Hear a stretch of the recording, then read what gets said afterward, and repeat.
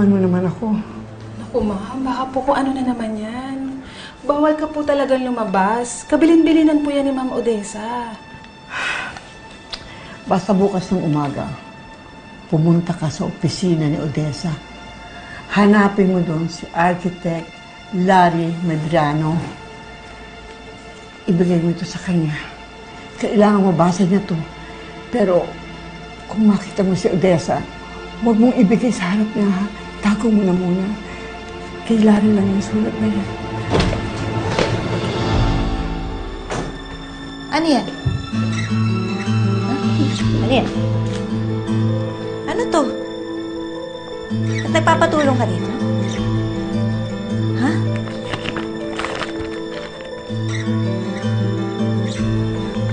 Ikaw. Umalis ka na at huwag ka... Ma'am, sadак lang po! Umalis ka na!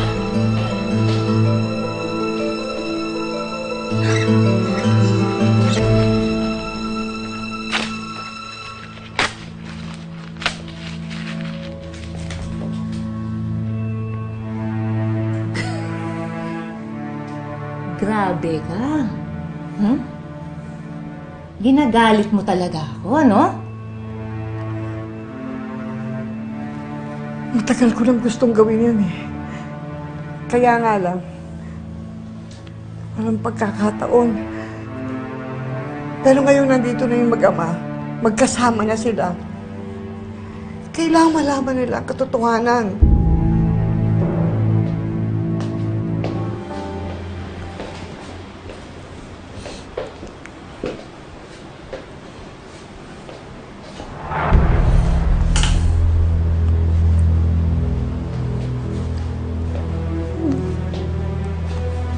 Nakikita mo to, tita.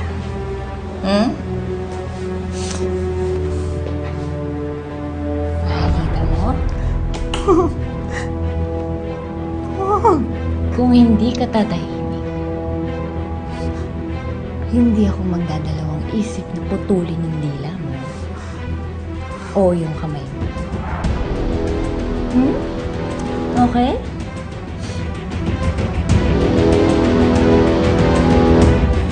Tessa, gusto ko lang naman gawin yung tama eh. Gusto ko lang malaman nila ang katotohanan. No. I won't let you.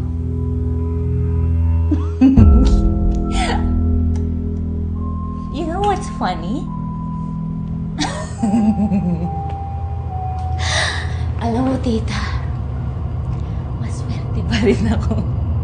You know why? Si Ana, hindi niya ako naaalala. Imagine that! Hindi niya ako maaalala, so hindi mabubunyag yung sikreto ko. Maliban na lang kung magtatangka ka na namang try do rin ako. Okay. Kaya mo naman palang tumahimik, eh, no? Wala na akong magagawa. Itadalahin ko na lang sa Diyos na sana maging tulay si Ana para mabuo na ang pamilya nila at na magkasama na yung mag-asawa. Hindi na sila magkakabalikan. Hindi na magkakasama yung mag-asawa. Hindi na nga sila mag-asawa eh. Naiintindihan mo? Ha? Si Larry, sa akin na. Si Evelyn, masaya na siya dun sa ampon niya. Everything is as it should be!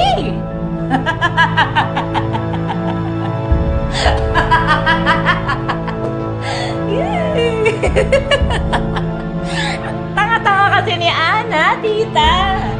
Hindi niya ako maalala. Oh my God!